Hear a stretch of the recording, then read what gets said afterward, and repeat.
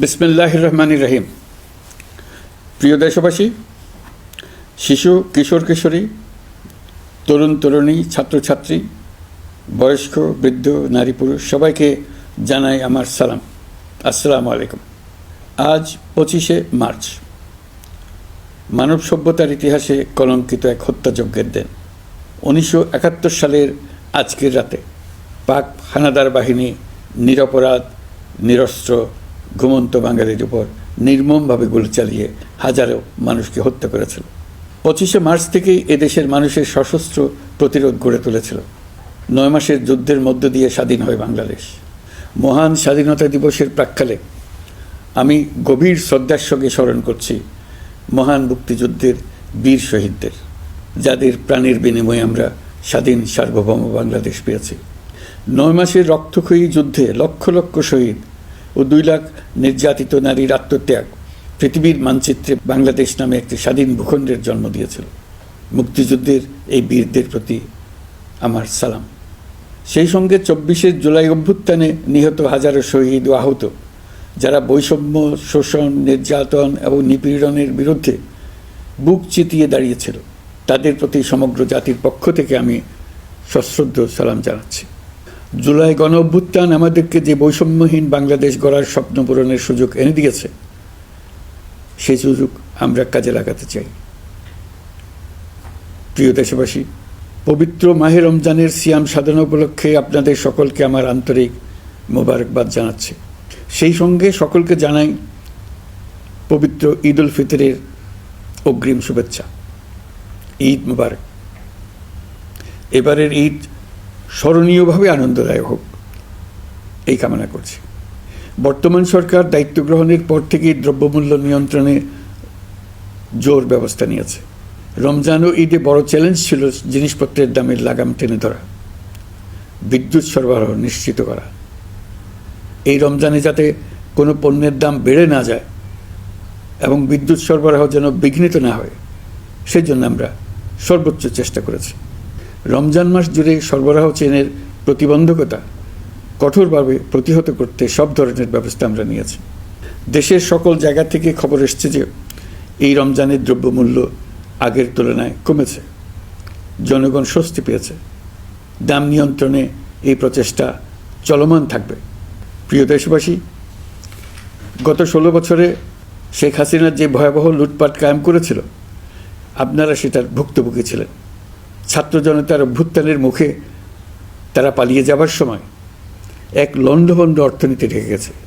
এই পরিস্থিতিতে দায়িত্ব নেবার পর অর্থনীতি পুনরুদ্ধারের জন্য অন্তর্বর্তী সরকার নানা উদ্যোগ নিয়েছে। ব্যাংকিং খাতে শৃঙ্খলা ফিরেছে।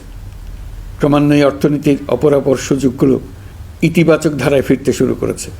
এই সরকারের সবচেয়ে বড় চ্যালেঞ্জ মূল্যস্ফীতি। ফেব্রুয়ারিতে মূল্যস্ফীতি 9.32% নেমে এসছে, যা 22 মাসের মধ্যে সর্বনিম্ন।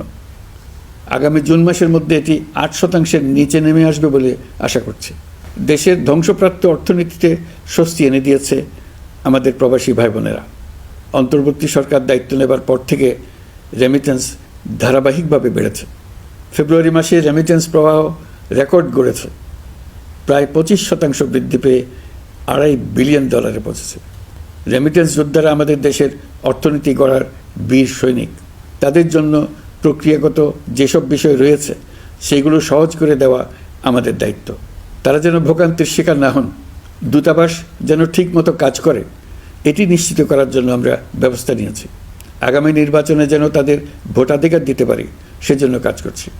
পলাতক সরকারের আমলে চট দখলের মতো দেশের ব্যাংকগুলো দখল করে নেওয়া হয়েছিল। আমানতকারীর টাকাকে তারা নিজেদের ব্যক্তিগত টাকায় রূপান্তরিত করে ফেলেছিল।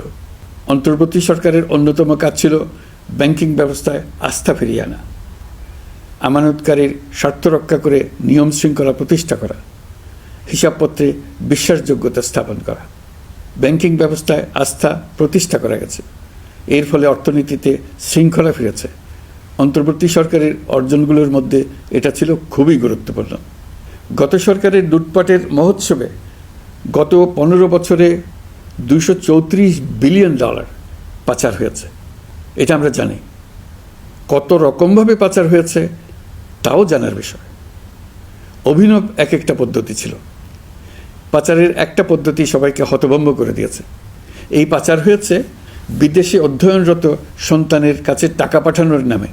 তিনি সন্তানের লেখাপড়ার জন্য এক সেমিস্টারের অর্থাৎ 3 মাসের খরচ বাবদ অফিসিয়াল ব্যাংকিং চ্যানেলে পাঠিয়েছেন $3,33,00,000, অর্থাৎ প্রায় 400 কোটি টাকা। পাচারের এর চাইতে বেশি তাক লাগানো পন্থা আর কি আছে, তার কোনো সীমা আছে বলে আমার মনে হয় না।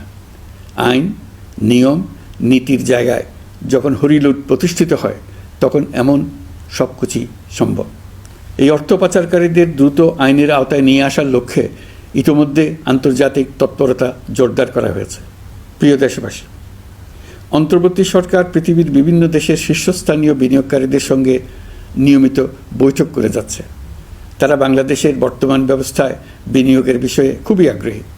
আশা করছি দ্রুততম সময়ে দেশের নতুন নতুন বিদেশি বিনিয়োগ আপনারা দেখতে পাবেন। সরকার দায়িত্ব নেওয়ার পর থেকে দেশে রপ্তানি 13% বেড়েছে। জানুয়ারিতে 7% কন্টেইনার হ্যান্ডলিং বেড়েছে। বাংলাদেশ বিনিয়োগ উন্নয়ন কর্তৃপক্ষ ইতোমধ্যে লাইসেন্সিং রিকোয়ারমেন্টস, প্রত্যাবাসন আইনসহ বিনিয়োগকারীদের যে সাধারণ সমস্যাগুলো রয়েছে সেগুলো সমাধানে কাজ শুরু করেছে।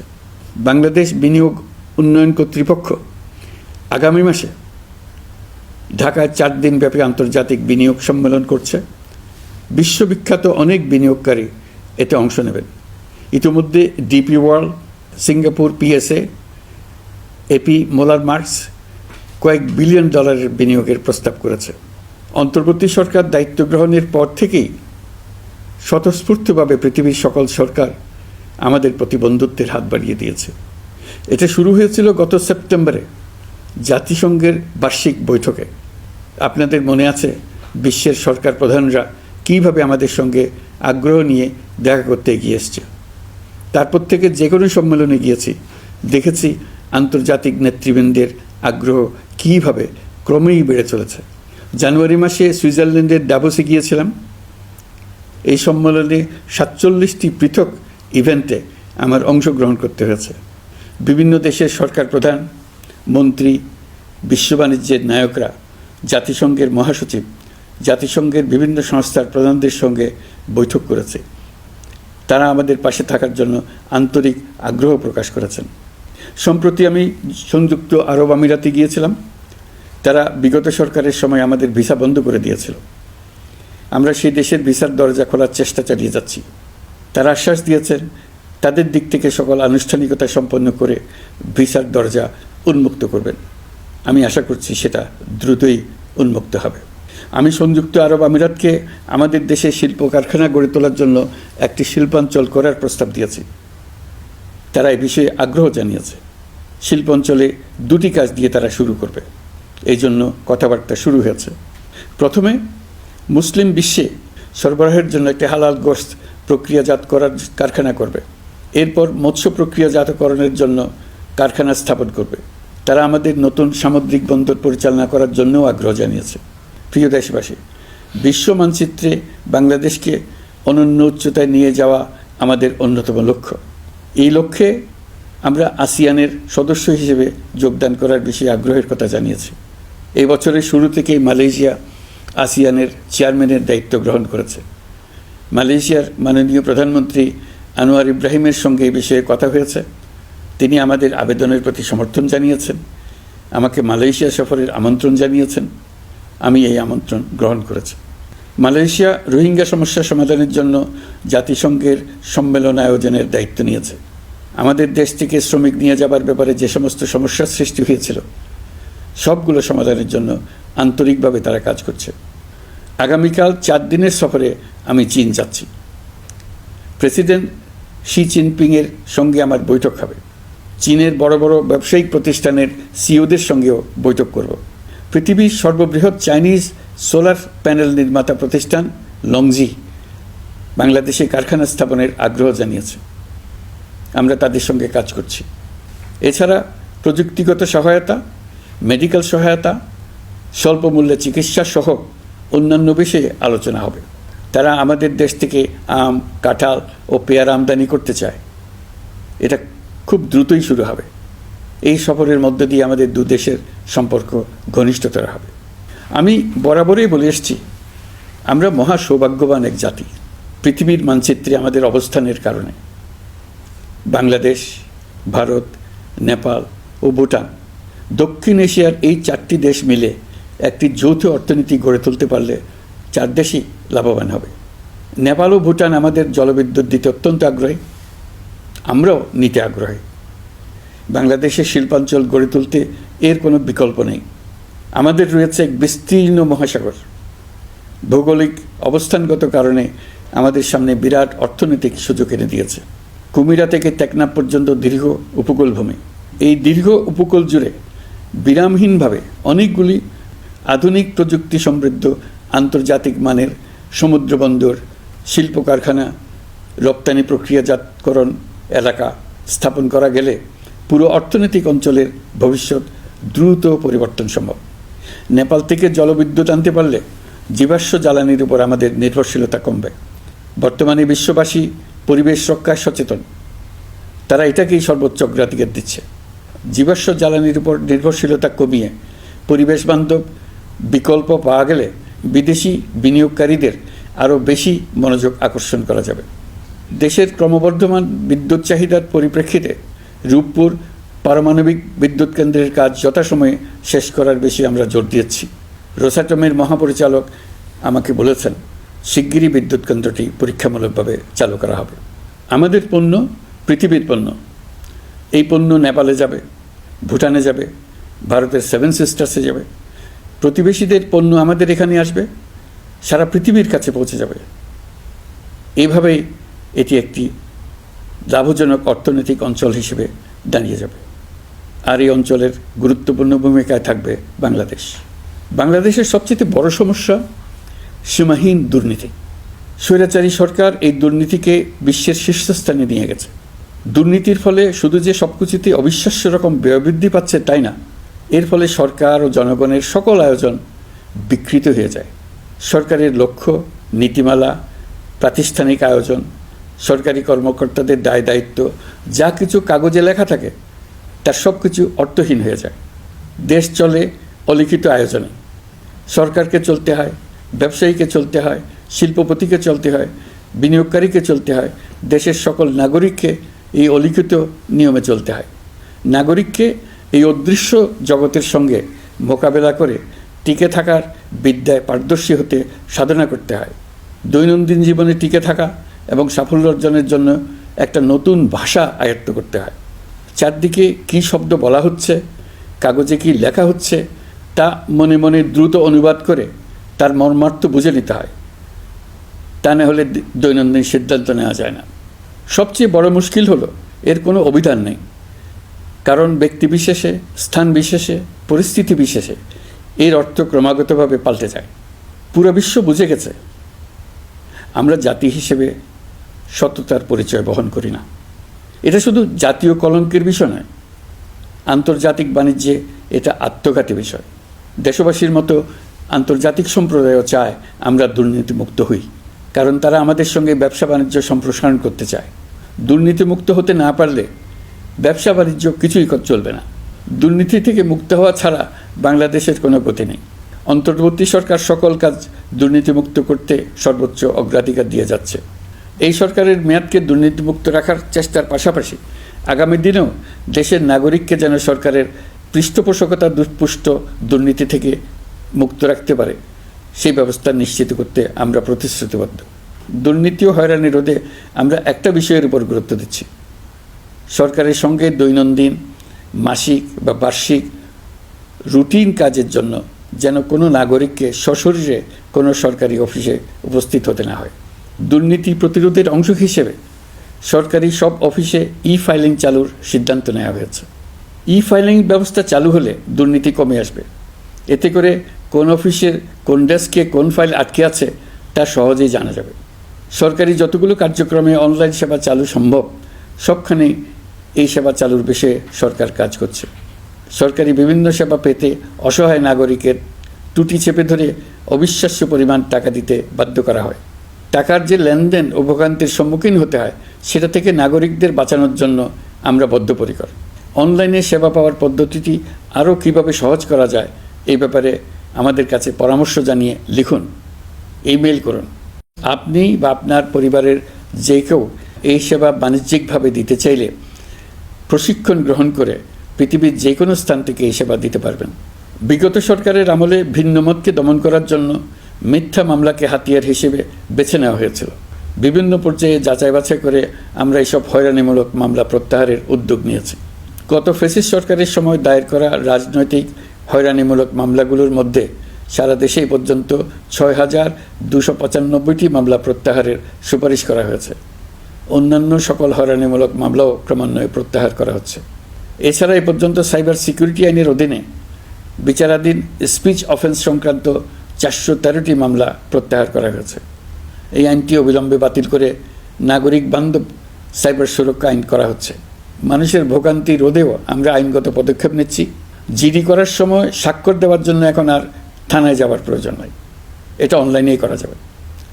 এই ব্যাপারে প্রয়োজনীয় নির্দেশ দেওয়া হয়েছে। পাওয়ার অফ অ্যাটর্নি বিধিমালা সংশোধনীর মাধ্যমে প্রবাসী বাংলাদেশিদের হয়রানি লাঘব করা হয়েছে।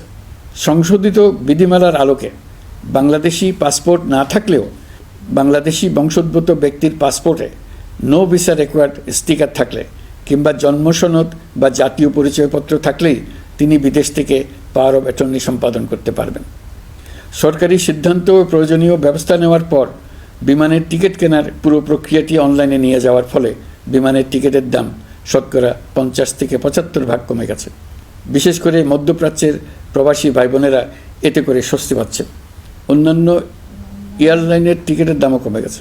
নাগরিকদের হয়রানিমুক্ত ও দুর্নীতিমুক্ত সেবা প্রদানের জন্য সরকার ভূমি সেবা ডিজিটালাইজ করার উদ্যোগ নিয়েছে। এর অংশ হিসেবে ভূমি মন্ত্রণালয় অনলাইনে ঘরে বসেই জমির খাজনা প্রদান, নামজারি, জমা খারিজ, খতিয়ান বা পর্চা সার্টিফাইড কপি, মৌজা ম্যাপ বা নকশা প্রদানের কার্যক্রম শুরু করেছে। এই পদ্ধতিতে ভোগান্তি, অস্বচ্ছতা ও দুর্নীতির অবসান হবে। বর্তমানে সারা দেশে পরীক্ষামূলকভাবে এই কার্যক্রম চালু হয়েছে। এগুলোকে ক্রমান্বয়ে আরও জনবান্ধব করে স্থায়ী রূপ দেওয়া হবে। এর লক্ষ্য হবে ক্রমাগতভাবে এই সকল দায়িত্ব সরকারের হাত থেকে নিয়ে সেবাদানকারী ব্যক্তি বা প্রতিষ্ঠানের কাছে ছেড়ে দেওয়া। গ্রামের স্কুল কলেজ পাশ করা ছেলেমেয়েরা, গৃহিণীরা ঘরে বসে সারা দেশে এই সেবা দান করবে এবং অনেকে তাদের কৃতিত্বের জন্য প্রসিদ্ধ হয়ে পড়বে। তারা সারা দেশের গ্রাহকদের সেবা নিজের গ্রাম থেকেই প্রদান করবে। রাজস্ব সংস্কার কমিশনের সুপারিশ অনুসারে জাতীয় রাজস্ব বোর্ড বিলুপ্ত করার সিদ্ধান্ত নেওয়া হয়েছে। এর জায়গায় দুটি পৃথক বিভাগ করা হচ্ছে। একটি হলো নীতি প্রণয়ন বিভাগ বা জাতীয় রাজস্ব নীতি বোর্ড, অন্যটি বাস্তবায়ন বিভাগ বা জাতীয় রাজস্ব সংগ্রহ বিভাগ। এর ফলে সরকারের পছন্দের ব্যক্তিরা হাজার হাজার কোটি টাকার রাজস্ব ফাঁকি দেওয়ার আর সুযোগ পাবে না। আমি আশা করি পরবর্তীতে যারা সরকারে আসবেন তারাও এই নীতি বহাল রাখবেন। এখনকার যুগ হলো প্রযুক্তির যুগ, সৃজনশীলতার যুগ। আমাদের দেশে ১৭ কোটি নারী পুরুষ, তার মধ্যে তরুণরা হলো বিপুলভাবে সংখ্যাগরিষ্ঠ। বাংলাদেশ মানব সম্পদের দিক থেকে ৮ম বৃহত্তম দেশ। একযোগে এই তরুণরা সৃজনশীলতা প্রকাশের সুযোগ পেলে বন্যার স্রোতের মতো আমাদের দেশ দ্রুত বেগে পৃথিবীর বাজারের মধ্যস্থানে চলে যাবে। এই বিপুল তরুণ গোষ্ঠীর সামনে থেকে পথের বাধা সরিয়ে দেওয়াই হলো আমাদের সরকারের প্রধান লক্ষ্য। প্রযুক্তি আমাদের জন্য সুযোগ সৃষ্টি করেছে, আমরা দ্রুত বেগে এই সুযোগ গ্রহণ করার কাজে নিজেদের নিয়োজিত করেছি। এমনভাবে আমরা প্রযুক্তি ব্যবহার করার কাজে নিয়োজিত হয়েছি যাতে নাগরিকের আঙ্গুলের ইশারায় সরকার তার সেবা নাগরিকের কাছে তাৎক্ষণিকভাবে হাজির করে। তা নিশ্চিত করার জন্য আমরা সেই সেবা দিতে চাই প্রযুক্তির মাধ্যমে, সরকারি অফিসের মাধ্যমে নয়। ইতিমধ্যে পাসপোর্ট পেতে পুলিশ ভেরিফিকেশনের নিয়ম আমরা বাতিল করে দিয়েছি। এর ফলে বর্তমানে নাগরিকরা আগের চাইতে সহজভাবে পাসপোর্ট সেবা পাচ্ছেন। পুলিশ রিপোর্ট প্রাপ্তির নিয়ম বাতিল করার পর এই পর্যন্ত ৭০,০০০ নতুন পাসপোর্ট, যা বহুকাল ধরে পুলিশ রিপোর্ট আসার অপেক্ষায় আটকে ছিল, তা দ্রুত আবেদনকারীদের হাতে পৌঁছে দেওয়া হয়েছে। পাসপোর্ট প্রাপ্তি সহজ করার জন্য আমরা পুরনো পদ্ধতি বাতিল করে ইলেকট্রনিক পাসপোর্ট প্রচলন শুরু করেছি। এর ফলে দ্রুত পাসপোর্ট দেওয়া সম্ভব হচ্ছে। দেশের অভ্যন্তরে ই পাসপোর্ট হোম ডেলিভারি দেওয়া সম্ভব হচ্ছে। আগামীতে সকলেই ঘরে বসে পাসপোর্ট পাবেন, এটা নিশ্চিত করার চেষ্টা করছে। পাসপোর্ট দেওয়ার দায়িত্বে নিয়োজিত কর্মকর্তারা অত্যন্ত উৎসাহ সহকারে দ্রুত এসব পরিবর্তন আনার ব্যাপারে এগিয়ে আসছেন দেখে মনটা আনন্দে ভরে যায়। প্রিয় দেশবাসী, হজ মুসলমানদের জন্য সবচেয়ে গভীর আধ্যাত্মিক সফরগুলোর মধ্যে প্রধান। সারা জীবন তারা হজ পালনের জন্য অপেক্ষা করেন। পবিত্র হজ পালনে বাংলাদেশের হাজিরা প্রায় বিভিন্ন চ্যালেঞ্জের সম্মুখীন হন। ভাষাগত বাধা, স্বাস্থ্য ঝুঁকি, অতিরিক্ত ভিড়, প্রশাসনিক জটিলতা এবং লজিস্টিক সমস্যা সহ নানা অসুবিধা। হজের অভিজ্ঞতাকে মসৃণ ও নিরাপদ করতে অন্তর্বর্তীকালীন সরকার একটি মোবাইল অ্যাপ তৈরি করেছে, যা সম্মানিত হাজিদের যাত্রার আগে, যাত্রা চলাকালীন সময়ে এবং ফিরে আসার পরেও প্রয়োজনীয় সহায়তা প্রদান করবে। এই অ্যাপটি বাংলা ভাষায় রিয়েল টাইম নির্দেশনা ও সহায়তা প্রদান করবে। সরকার সমর্থিত বিশেষ ডেবিট কার্ডের মাধ্যমে বিদেশের স্থানীয় মুদ্রায় আর্থিক লেনদেন নিশ্চিত করবে। লাগেজ যাতে হারিয়ে না যায় তার জন্য লাগেজ ট্র্যাকিংয়ের ব্যবস্থা থাকবে। মোবাইল ফোনের মাধ্যমে হজযাত্রীরা প্রত্যেক দিন ওই দিনের করণীয় ও যাতায়াতের বিস্তারিত বিবরণ জানতে পারবেন। যেদিন যে দোয়া পড়তে হবে সেটা স্মরণ করিয়ে দেবে। যেসব পবিত্র স্থানে যাবেন সেসবের ছবিসহ ইতিহাস বর্ণনা করবে। হাজিদের মনে কোনো প্রশ্ন জাগলে কল সেন্টারে ফোন করে সেই প্রশ্নের উত্তর পাবেন। শরীর খারাপ লাগলে ডাক্তারের সঙ্গে যোগাযোগ করিয়ে দেবে। সম্মানিত হাজিদের কোনো পরামর্শ থাকলে সেটা পরামর্শ পৃষ্ঠায় লিখে দিতে পারবেন। ভ্রমণের দৈনন্দিন ঝামেলার জন্য হজের মূল লক্ষ্যকে পরাজিত করতে না পারে তার জন্য সকল ব্যবস্থা এতে রাখা থাকবে। প্রিয় দেশবাসী, আপনারা শুনেছেন আমি স্টারলিংকের প্রতিষ্ঠাতা এবং বিশ্বের শীর্ষ ধনকুবের স্পেস এক্স ও টেসলারের মালিক এলন মাস্কের সঙ্গে ফোনে আলাপ করে বাংলাদেশে স্টারলিংকের কার্যক্রম শুরু করার আহ্বান জানিয়েছি। সে অনুসারে কোম্পানির প্রতিনিধিরা এখন বাংলাদেশে তাদের কার্যক্রম শুরুর আয়োজন করছে। তাদের সঙ্গে 3 মাসের মধ্যে বাণিজ্যিক চুক্তি চূড়ান্ত করার কাজ চলছে। স্টারলিংকের মাধ্যমে স্বল্প মূল্যে উচ্চগতির ইন্টারনেট বাংলাদেশের ডিজিটাল জগতে একটা বিপ্লব আনবে। স্টারলিংক সেবা চালু হলে দেশের প্রতিটি গ্রাম, দ্বীপাঞ্চল, দুর্গম পাহাড়ি অঞ্চল অতি উচ্চগতির ইন্টারনেট সেবার আওতায় চলে আসবে। স্টারলিংক চালু হলে ভবিষ্যতে কোনো সরকার ইন্টারনেট সেবা বন্ধ করে মানুষকে আর তথ্যবন্দী করার কোনো সুযোগ পাবে না। বাংলাদেশের প্রতিটি অঞ্চলে বিশ্বমানের শিক্ষা, স্বাস্থ্যসেবা, অর্থনৈতিক ক্ষেত্রে সকল নাগরিকের অংশগ্রহণ নিশ্চিত করা যাবে। আমাদের নতুন প্রজন্ম দেশের যে কোনো প্রত্যন্ত অঞ্চলেই থাকুক না কেন তারা বিশ্ব নাগরিক হয়ে গড়ে ওঠার সুযোগ পাবে। সরকার যুব উদ্যোক্তা নীতি 2025 প্রণয়ন করেছে। এর লক্ষ্য হবে সামাজিক, অর্থনৈতিক ও পরিবেশগত অগ্রগতির মূল চালক হিসেবে তরুণ তরুণীদের ক্ষমতায়ন করা। এই নীতি টেকসই উন্নয়ন লক্ষ্যমাত্রা অর্জনের উপায় হিসেবে সফল উদ্যোক্তা তৈরিতে সহায়ক হবে। সামাজিক ও অর্থনৈতিক ক্ষেত্রে তরুণ উদ্যোক্তাদের অবদানকে স্বীকৃতি দেওয়া হবে। প্রিয় দেশবাসী, জাতিসংঘের মহাসচিব অ্যান্টনিও গুতেরেস কয়েকদিন আগে বাংলাদেশ সফর করেছেন। তাকে সঙ্গে নিয়ে আমি কক্সবাজারে রোহিঙ্গা ক্যাম্পগুলোতে গিয়েছি। ক্যাম্পে অবস্থানরত 1 লাখ রোহিঙ্গা শিশু, কিশোর, নারী, পুরুষ সবার সঙ্গে একসঙ্গে ইফতার করেছে। আমাদের প্রস্তাবে সম্মতি জানিয়ে আগামী সেপ্টেম্বর মাসে জাতিসংঘের সাধারণ অধিবেশনে রোহিঙ্গা সংকট নিয়ে একটি পৃথক অধিবেশন আয়োজন করার প্রস্তুতি নিচ্ছে। মালয়েশিয়া ও ফিনল্যান্ড যৌথভাবে এই সম্মেলনের আয়োজক হতে এগিয়ে এসছে। এর পাশাপাশি অস্ট্রেলিয়ার সাবেক ভারপ্রাপ্ত প্রধানমন্ত্রী জুলি বিশপকে আমি এই গুরুত্বপূর্ণ সভায় মুখ্য ভূমিকা পালনের জন্য আহ্বান জানিয়েছি। তিনি আমার প্রস্তাব গ্রহণ করেছেন। জাতিসংঘের মহাসচিব বাংলাদেশ সফরে এসে জাতীয় ঐকমত্য কমিশনের সদস্য, রাজনৈতিক দলের নেতৃবৃন্দ ও তরুণদের সঙ্গে পৃথকভাবে বৈঠক করেছেন। বৈঠকে সবাই জাতিসংঘের মহাসচিবকে নতুন বাংলাদেশ গঠনের স্বপ্নের কথা জানিয়েছেন।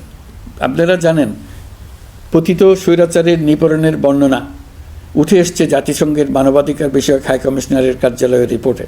গত জুলাই-আগস্ট মাসে বাংলাদেশের ছাত্র, শ্রমিক জনতার উপর শেখ হাসিনা সরকার ও আওয়ামী লীগ যে দমন, পীড়ন ও হত্যাকাণ্ড চালিয়েছে এর পুঙ্খানুপুঙ্খ তদন্ত করে বিস্তারিত রিপোর্ট প্রকাশ করেছে তারা। এই রিপোর্টে স্পষ্টভাবে উঠে এসছে যে শেখ হাসিনা নিজেই নিরাপত্তা বাহিনীর কর্মকর্তাদের নির্দেশ দিয়েছিলেন বিক্ষোভকারীদের হত্যা করতে। বিগত সরকার, আওয়ামী লীগ ও আওয়ামী লীগের সহযোগী গোষ্ঠী ও সংগঠন একত্রিত হয়ে পরিকল্পিতভাবেই গুরুতর মানবাধিকার লঙ্ঘনে জড়িত ছিল। মানবাধিকার বিষয়ক হাইকমিশনারের রিপোর্টে বলা হয়েছে, বিক্ষোভ চলাকালে প্রায় ১৪০০ জন নিহত হয়েছেন, যার মধ্যে প্রায় ১৩% শিশু। বিক্ষোভের সম্মুখ সারিতে থাকার কারণে আমাদের জুলাই কন্যারা নিরাপত্তা বাহিনী ও আওয়ামী লীগের সমর্থকদের দ্বারা আক্রান্ত হয়েছে, এমনকি যৌন নির্যাতনের শিকার হয়েছে। জাতিসংঘের রিপোর্ট পড়ে সবার গায়ের লোম দাঁড়িয়ে গেছে। কি ভয়াবহতা!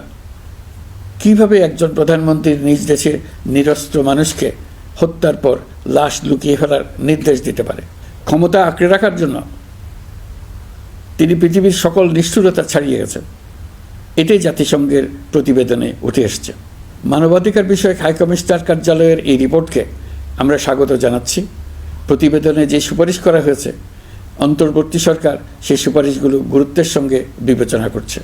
আপনাদেরকে আশ্বস্ত করে বলতে চাই, যারা গণহত্যায় জড়িত ছিল, যারা নির্বিচারে মানুষ হত্যা করেছে, যারা ইতিমধ্যে হত্যাকারী হিসেবে বিশ্বের কাছে স্বীকৃত, তাদের বিচার এই দেশের মাটিতে হবেই। প্রিয় দেশবাসী, আপনারা জানেন, অন্তর্বর্তী সরকার দায়িত্ব নেবার পর থেকেই গণমাধ্যম ও সোশ্যাল মিডিয়ায় গুজবের যেন এক মহোৎসব চলছে। দেশকে অস্থিতিশীল করার জন্য একের পর এক মিথ্যা তথ্য ছড়িয়ে দিয়ে জনগণকে বিভ্রান্ত করার চেষ্টা চলছে। অভিনব সব প্রক্রিয়ায় গুজব ছড়ানো হচ্ছে। এক ছবির সঙ্গে অন্য ছবি জুড়ে দেওয়া হচ্ছে, ঘটনা একটা, ছবি আরেকটা। এরকম ফটোকার্ড বানিয়ে অন্য দেশের ঘটনাকে এ দেশের ঘটনা হিসেবে চালিয়ে দিয়ে সোশ্যাল মিডিয়ায় তোলপাড় করে ফেলছে। যতই নির্বাচন কাছে আসবে, এর রূপ আরও ভয়ঙ্কর হতে থাকবে। কারা এর পেছনে আছে, কেন আছে, তা আপনাদের সবারই জানা আছে। আমরা এই গুজব ও মিথ্যা তথ্যের প্রচারণা রোধ করতে জাতিসংঘের সহযোগিতা চেয়েছি। জাতিসংঘের মহাসচিব এর মোকাবেলায় আমাদের সহযোগিতা করবেন বলে আশ্বাস দিয়ে গেছেন। দেশবাসীকে আমি স্মরণ করিয়ে দিতে চাই যে জুলাই অভ্যুত্থানের প্রথম পর্ব সফলভাবে সমাপ্ত হয়েছে। প্রথম পর্বের সমাপ্তির মধ্য দিয়ে অভ্যুত্থানের দ্বিতীয় পর্ব শুরু হলো। সবসময় মনে রাখতে হবে, আমরা কিন্তু যুদ্ধাবস্থায় আছি।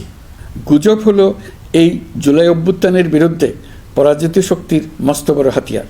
গুজব দেখলেই গুজবের সূত্রের সন্ধান করতে থাকবেন, গুজবকে অবহেলা করবেন না। বহু অভিজ্ঞ সমর বিশারদ এই গুজবের পেছনে দিনরাত কাজ করছে।